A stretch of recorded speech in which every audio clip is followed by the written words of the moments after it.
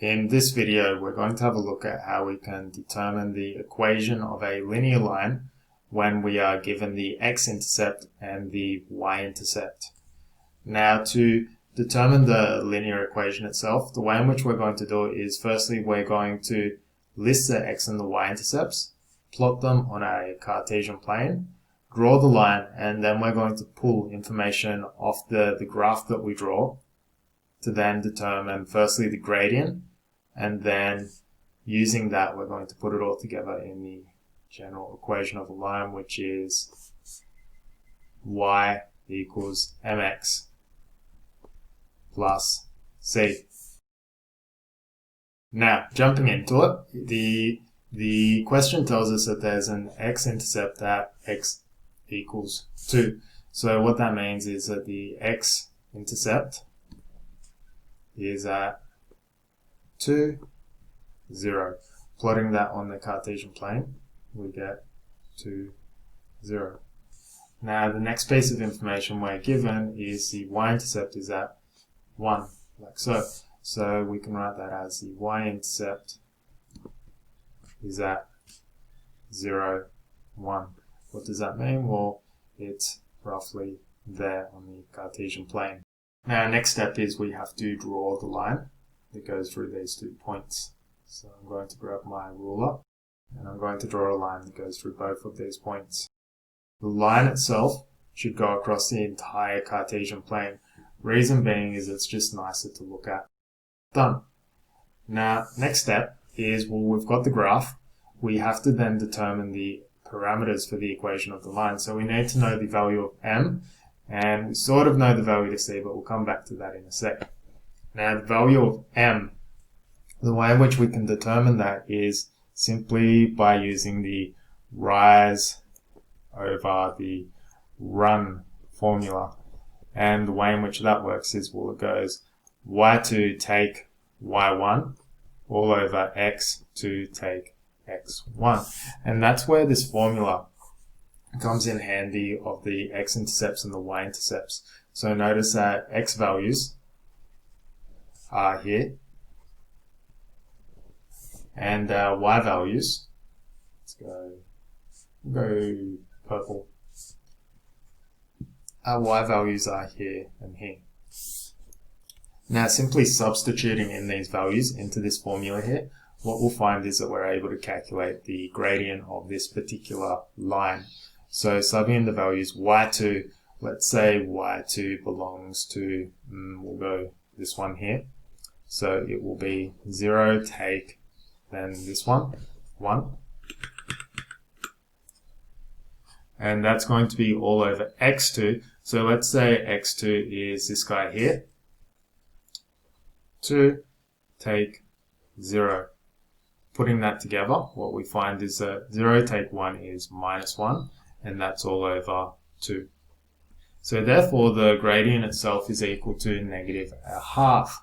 So throwing that in the equation, we get y equals negative a half. Then we write x plus, and now the final part is this c.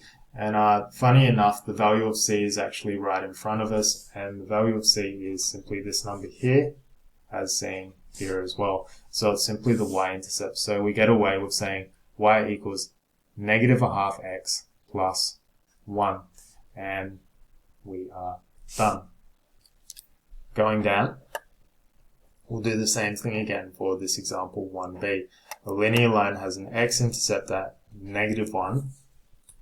So x-intercept at negative 1. So that comes across as negative 1, 0.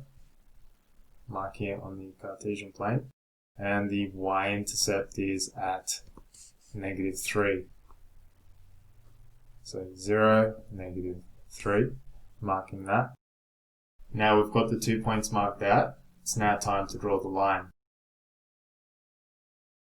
Alright, cool. So next step is, now that we've got this marked out, what we need to do is we need to put it in the form of y equals m x plus c. So we need to calculate this value of m.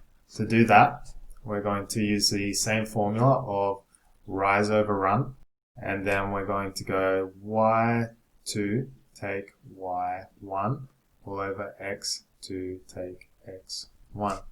Now, every year I always get asked the same question. Which do you choose to be the 2's and which ones do you choose to be the 1's? So y2 and y1. And the answer is it really doesn't matter so long as you don't crisscross. So if you say that this one here is x2 and then this one here must be or y2. Similarly, if you wanted to say that this one was x2, then this one would also have to be y2.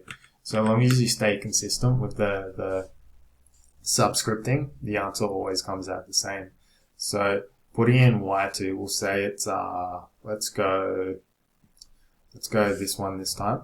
So it will be 0 take y1, which is minus 3, and that's going to be all over minus 1. The take negative 3, that's going to come out as positive 3, and that will be all over minus 1. So therefore, we find that our gradient is equal to minus 3. Putting it together, we have y equals minus 3 x plus c. And that value for c is once again the same as the y-intercept, so this negative 3 here or this negative 3 here. So what we can go ahead and do is get rid of that c there and simply pencil it in as minus 3, and therefore that is the linear equation. Now what I'd forgot to do in the first one is we always have to label the line. Reason being is if we draw more than one line on a Cartesian plane, then it becomes ambiguous. So it's always really good practice to write the line itself on here. It's not too bad.